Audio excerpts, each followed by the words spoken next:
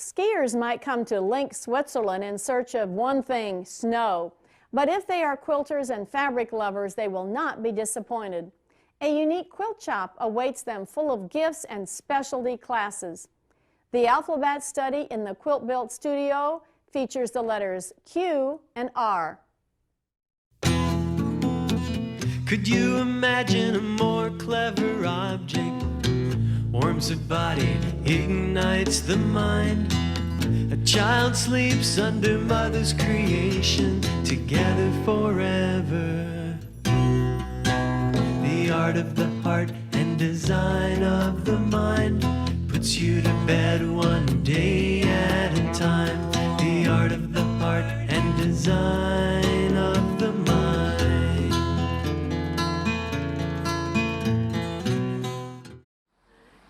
It's April. It's been snowing. We are in Switzerland, but we're not skiing. Our European lap quilting tour winds its way through the Swiss Alps to the town of Lenk. It's all here: covered bridges, picturesque buildings, snow-covered mountains. Now for a tour of the Patchar quilt shop with our hostess and owner, Trix Buhlmann-Epple. Why, she owns 2 shops in Bern and here in Lenk. We've met Trix before in Lyon. She is on the International Quilt Association board and founder of the Swiss Quilt Association. Presently, she is president of the Bernese Quilters. And what will we do today? Why, chicks on a stick. Come on in. Trix, it's so good to see you. Welcome to Patchar, Switzerland. Thank you very much. And your helper, one of your sales Rosalie. lady, How do you do? Rosalie. It's Welcome. nice to meet you. We're so excited to be here and to know that they do quilting in Switzerland. They do. For the Swiss, when I say the word quilt, what comes to mind? Well, I think for many Swiss, the word quilting, especially a few years ago, was a foreign word, you know, and especially back here in the mountains was a foreign word. Huh? But it has increased tremendously. We have even a mountain quilter group over towards Stadt that we go and meet once a month. And certainly, don't you think it's the fabric that inspires people? They come in and see all this color, and Trix, you're responsible for that. I think they're first shocked, actually, because they Yeah. don't relate quilting with fabrics like that. They're still used to the little dots and little prints and calicos.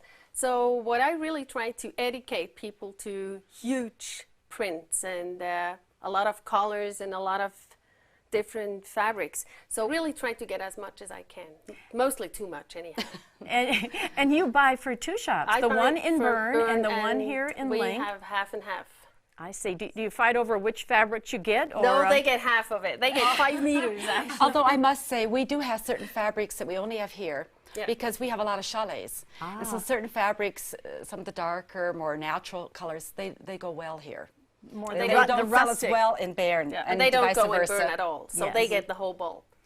Well, tell us about the big prints now, Trix. The big prints, what I like with big prints is that you get a lot more out of a big print because you get a flower, you get a leaf, you could get just yellow and a little bit green, or you get just blue and green, or you get a flower again, or you get maybe 2 flowers, a little bit of it.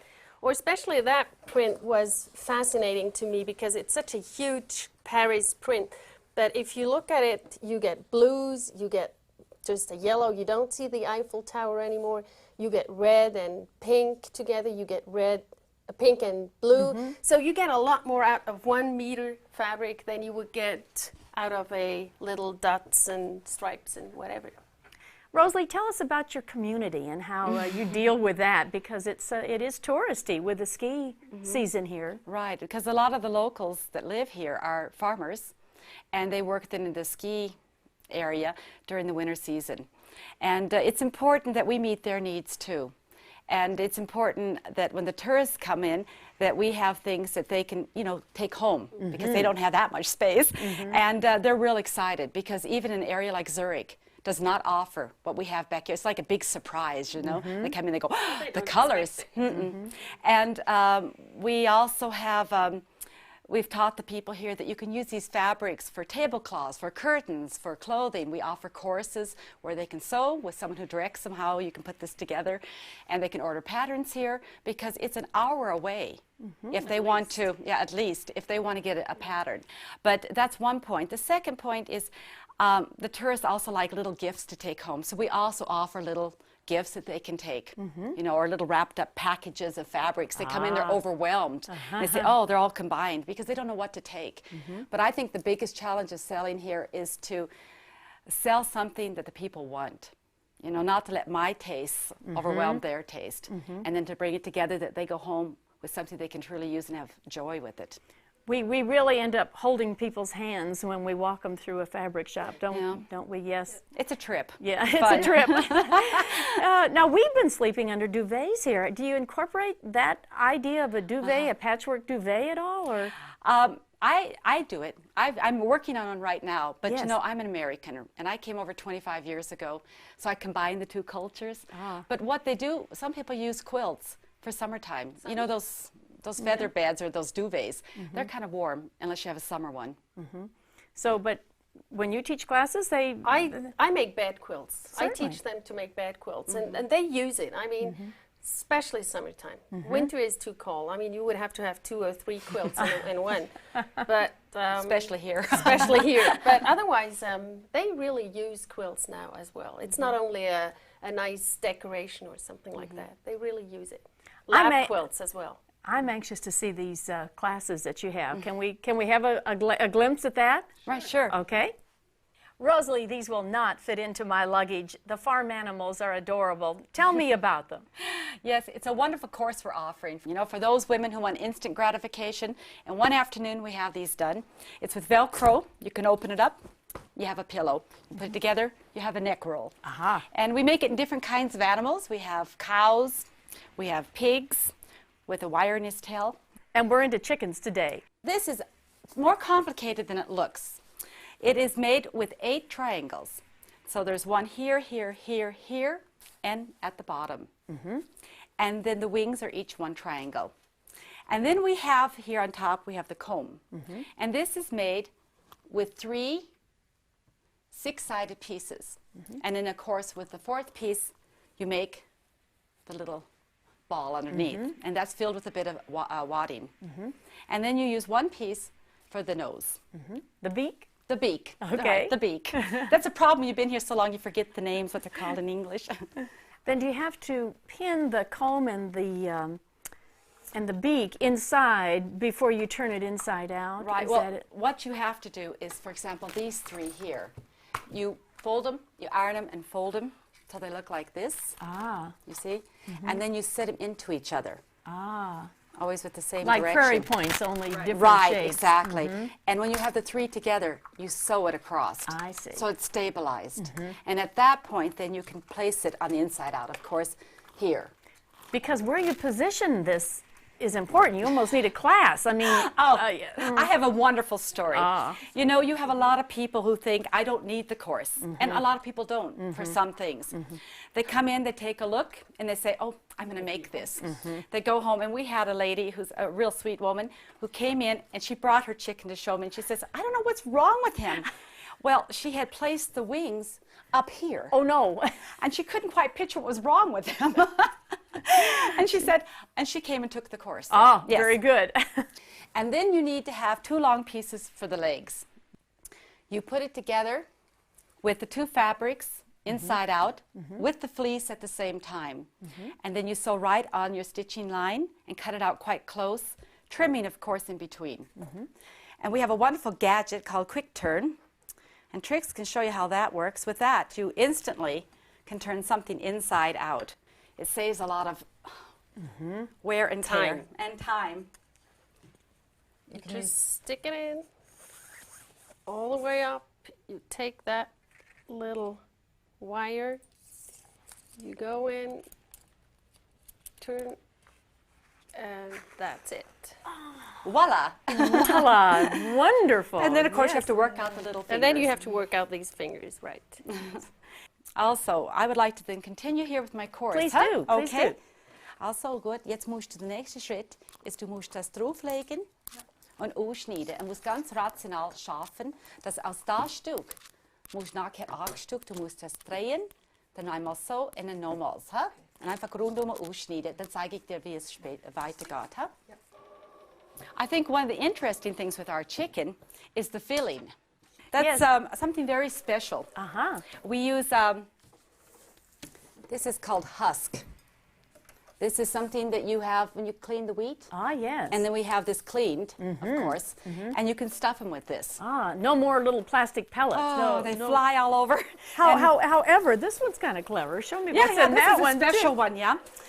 This is one we did last year with the log cabin with 2 blocks, the log cabin. And inside, we have stuck eggs. Oh, Easter yes. eggs, yes, to give it a bit of filling. But what I think it's good for, mine at home, I put bread in it.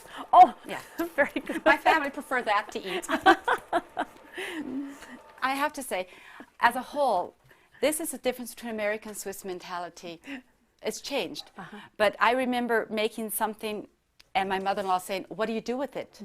And I go, "It's just to make the room happy." And that was a real shock for her. And today, a lot of people enjoy these decorative things. But you know, it was also a question of having time to do these things Yes. here in Switzerland. Yes. So when they did their farmer painting on the closets, it's because they needed that closet. So they didn't feel so guilty spending their artistic time using it on something they needed. Rosalie, are you prepared for the number of Americans that are going to want to come to Lenk, Switzerland, or maybe Bern even, for the other shop and make happy chickens? Yeah, sure. Just call ahead. We can reserve an afternoon. Okay. We can't thank you enough for inviting us to come to your shop and to be in the excitement of patch art in Switzerland. Thank you so much, Trix. Yes, patchwork mountains are my thing, whether it's the Swiss Alps or my Blue Ridge Mountains. I've tried Seminole skies. I've tried moon over the mountain with string piecing.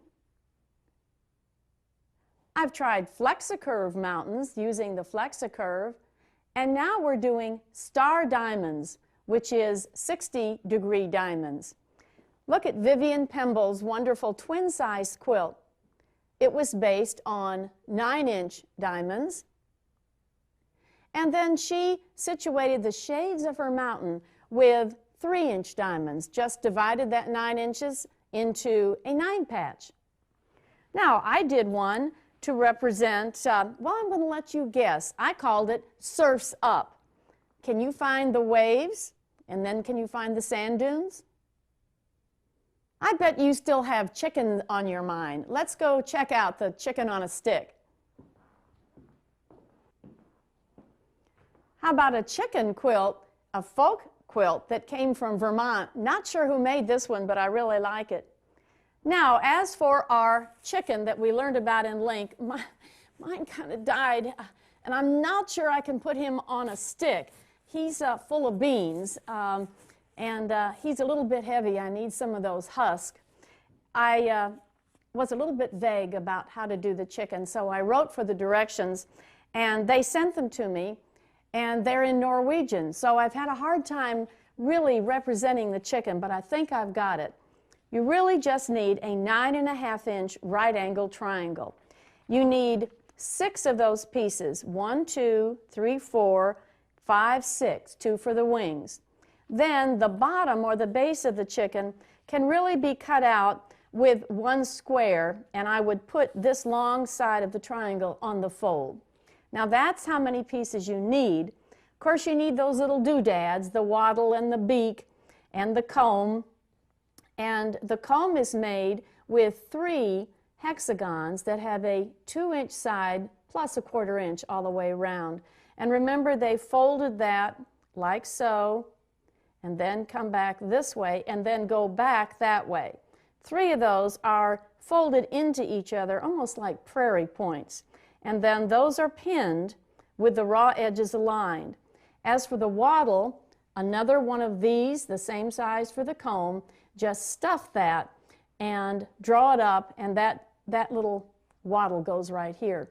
The beak is a little bit larger, but it's folded the same way, 2 1/4, and that goes on the top, of course, below the comb and on top of the wattle. Well, as far as the wings, you just take that triangle, fold it in half, and the long side stays open, so you machine stitch on the right angle, attaching the batting as you're going. And once that's been turned inside out, you fold it in half, and that would be stitched just like this, all the way down here. And of course, you would have had your comb and your wattle and your whatever, your beak, all enclosed there. Then the same thing happens over here. You would have the same thing here. Put the two right sides together and machine stitch here and here, turn it inside out, and attach this base to the bottom. And then you've got your chick on a stick. Of course, I think you had the legs figured out, but what's so cute is those knobby knees. Good luck with your chick on a stick. Now, as far as our feature block of the day, what better block than the Swiss flag? And how simple can it get? Although sometimes a two-color quilt can really be the most enhancing kind of quilt. And this is just a matter of sewing squares to a rectangle 2 times and then a center white strip. Now for our quilter's alphabet. Q is for quarter square triangle. When a square is divided on both diagonals, each of the 4 resulting right angle triangles is called a quarter square triangle. We see it in this old-fashioned quilt where each quarter square triangle is offset with just a print cut the same size. We see it in this quilt formed into a 9 patch, which is almost a variation of an Ohio star. You want to keep in mind that classic 1 1/4. I can't say that often enough. Those are the measurements that you add to any quarter square triangle to cut out the triangles or to sew them in quick piecing. And for instance, if I want to end up with a 4-inch quarter square triangle, I would cut my 2 contrasting fabrics 5 1/4. I would draw 1 diagonal line, machine stitch on either side, and then cut that apart. And once I've cut that apart, direct my seam to the dark. You can either use an iron or one of these little pressing sticks. Then reposition those with the opposite colors on either side, realign them, and notice how your seam staggers so nicely. And then draw another diagonal line. This time I'm going to machine stitch. And I know you've done this before, but it certainly does work, and it certainly speeds up our patchwork. One of the secrets in stitching this is that after you get both sides done, and I just extend those threads. I don't cut that each time. You can just pull those threads a little bit. And here's a place where you really need your pointer. You don't want that seam to go back. Keep it going in the opposite direction. Once this has been cut and then stitched, and now you can cut, simply take that apart, and what you're looking for is that nice intersection that happens right here. Then I take my pin or a seam ripper and release those threads just on either side. Sometimes they'll just pull apart because you want to direct those seams so you get that nice soft twirl. You don't have all the bulk of one seam going in one direction. It does open it up just like this. And then what's left to do? You know it's just one thing. It's to get rid of those dog ears. Q is for quilt. Any bed cover with 3 layers, a sandwich comprised of the decorative top, filling, and bottom layer or the backing. These layers are secured with a running stitch referred to as quilting lines. Actually, quilt is a noun and a verb, so we're going to quilt in just a few minutes. But first, let me brag on my quilter's chair. It's made by Mr. John Moore and his company, and it is made specifically for quilters. On each side, there are these deep pockets for storage. There's dual pin cushions. There is a compartment underneath here that opens up, And then this wonderful table that comes right up. My cat just loves to sit right here. Now, I wanted to quilt a little bit. We can never quilt enough. I always say, when in doubt, quilt. And I have a few more stitches to put on my star diamond quilt, and it's a pretty big one. And I have rolled part of it and used some of those bicycle clips, which makes it kind of nice so the quilt isn't always in the way. When I quilt at home, I use a Jasmine quilting frame. It's got 6 positions. It twirls all the way around. And so I just swing my quilt up on here, especially when I'm in the center of the quilt. And I don't like the frame real tight. I like some play in the fabric. Then I pull this up so I get it just at the right position where I'm comfortable for my quilting. And of course, what happens next? Then I'm ready to get my needle and thread going. Let's do that foolproof knot again. You'll take an unknotted thread once your needle is threaded. Notice I've already got the needle threaded. However, there are so many devices today, and there's always that reliable needle threader, and it even comes with its own magnifying glass, so that's kind of nice. But once your needle is threaded, you need that knot at the end. And that foolproof knot is made by simply holding the unknotted end, going around 3 times, and sliding it all the way down the length of your thread. You will end up with what I call a little tail at the end. So then you snip that tail off, and then you're ready to pull your knot through. Of course, I like my indented thimble, and you can find these readily available today. I like the one with a deep groove. You can get some that are a little more shallow, but whatever fits you and whatever feels good. Now, when I'm quilting in a hoop such as this, I like to let the needle come towards me. I pull the point of the needle up, and I'm coming up right where I have just been quilting, and I'm going to slant my hoop a little bit so Will can get a good shot on this. And did you hear that? That knot has clicked in and it's hidden in between. And notice how the eye of the needle is locked into the well of that thimble. I also forgot to show you something that I have found to be very helpful when I'm quilting, and that is a thread conditioner. Of course, you can use beeswax, but I like this thread conditioner too, that you just pull the length of your thread down, and once you've done that, you can go over it again, just like that, and it really makes it nice for the thread going through the fabric. But notice how I'm going up and down with the needle coming towards me. Now, if I am lap quilting without a hoop or a frame, I quite often will change how I'm doing that quilting, and I will be using, in this case, for instance, right here, I will be quilting so that the needle is going parallel to my body. But the important thing is to watch other people quilt. You'll always learn something. Now, when it comes to tying off or ending, I would, let's pretend I've run out of thread. I would make a loop in my thread and pull that tight, but before I do that, I put the point of my needle in, because look how I can roll or take that knot right down next to the end. Then put your needle right behind that and do what I call a little half stitch. Come up just away from that and click, and it's all done. Then you're ready to snip that off. There's never enough time in the day to quilt. R is for reverse applique, a method of applique in which 2 or more layers of cloth are sewn together and top layers are then cut through, revealing the underneath layers. They're often referred to as molas. We all have keen respect for the Kuna Indians and anyone who does reverse applique or creates these wonderful molas.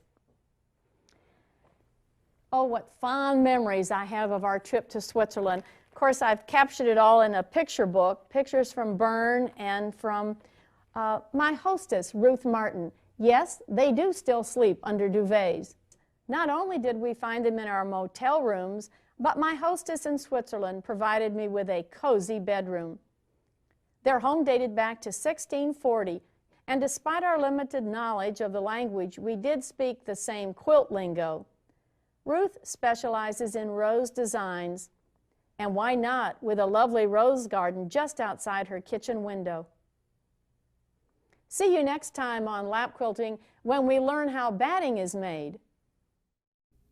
Closed captioning made possible by OmniGrid, manufacturer of the original patented black and yellow rulers and green cutting mats, and Collins, well known for notions and tools for quilt makers. Lap Quilting with Georgia Bonesteel is made possible in part by grants from Bernina, makers of sewing machines manufactured with the care of traditional Swiss workmanship. Nothing sews like a Bernina. Nothing. By Gamble Quilting Machine Company, offering 4 sizes of long-arm hand-guided machines to quilters worldwide. By Coates & Clark, America's #1 name in sewing, hand knitting, and craft products. By Martingale & Company, home of That Patchwork Place, publisher of America's best-loved craft and hobby books. By Hobbs Bonded Fibers, maker of heirloom premium cotton and wool batting, with a package labeling system to help quilters select the correct batting for specific projects. And by Horn of America, cabinets of the future today.